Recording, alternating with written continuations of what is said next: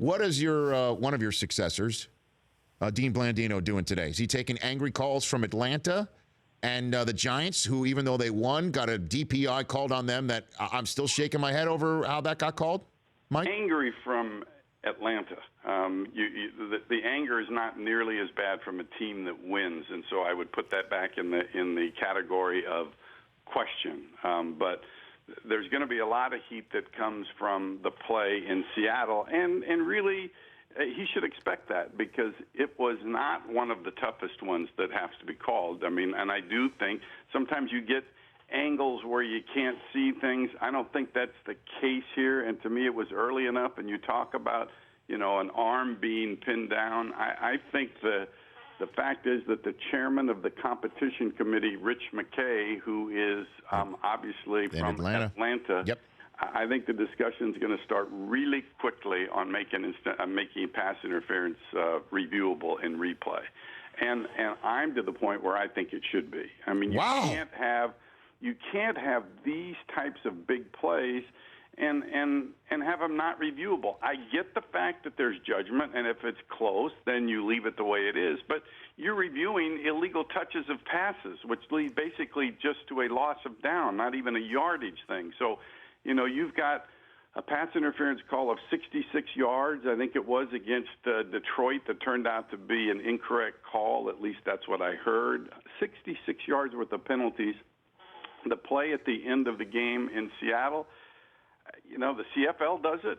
They experimented with it a year ago. They liked the way it worked out, and I think if you're going to have a play that has the punitive yardage that pass interference does, that far downfield where you could have a 40 or 50-yard penalty, then make it reviewable. Make it easier on the officials because it's the toughest call that they have to make in the field, and make it fair. I'm now, after this weekend, convinced that they ought to do that. Would you please do me a favor and put Mike Pereira on the phone? Because this guy who sounds like the Fox Rules analyst and former VP of officiating, Mike Pereira. Were you looking for Mike Pereira? Yeah, can you put the Mike Pereira, who's been hearing me say exactly what he just said for years? Can you put that Mike Pereira on the phone, please? Do I not eventually come your way, though, whether it's a Tuck rule or whether it's a... Follow me to freedom, Mike. Just listen to what I say and follow me to freedom. That's all I'm trying to say. I guess I just got to kind of get on board with you earlier. But let's face it. I mean, let's face it. That this is... I do think it's the hardest penalty to call. Hey, listen, this is an obvious pass interference. Of course. It's really obvious in slow motion, but, you saw the reaction from the sideline from Atlanta. You saw what they saw and the way that they reacted on the sidelines. I just think that you've entered the area of judgment in replay.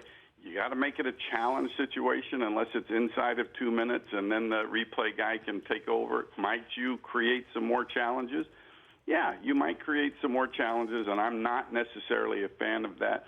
But if you're looking at 40, 50-yard plays, then you have to talk to the Canadian Football League. Heck, you got NFL guys that are working in the Canadian Football League now. So they actually, work under the system where it is reviewable when they work their games in the early season in Canada. So You got to look at that play, and if I'm Dean Blandino, and certainly I'm not Dean Blandino, but if it was me and I was still in there, I mean, I think when Rich McKay called me and said, Mike, Mike, how can we have this? I would say to the chairman of the competition committee, it's number one on my list to talk about making it reviewable now. I love it. What is the reality of making pass interference reviewable when it's all said and done? There's more new guard guys than there are old guard guys. It takes 24 votes to pass something, so it is achievable. I think that the one thing to me that would give it legs is the Canadian Football League, because they can go to a league and say, how does it work? And how, what kind of situations did it create? And from everything I'm hearing, the CFL, they're happy with it, because in the divisional playoffs for the Grey Cup last year, they had a pass interference at the end of the game that they corrected.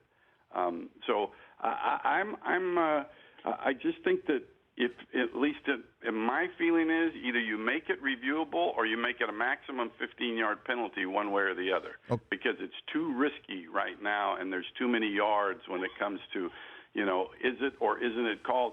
And it puts so much pressure on the officials. You're not talking about a maximum 15-yard penalty. You're talking, in that case, in the game last night, 40 yards or whatever. To me, it's time. The Rich Eisen Show, weekdays at noon Eastern on Audience.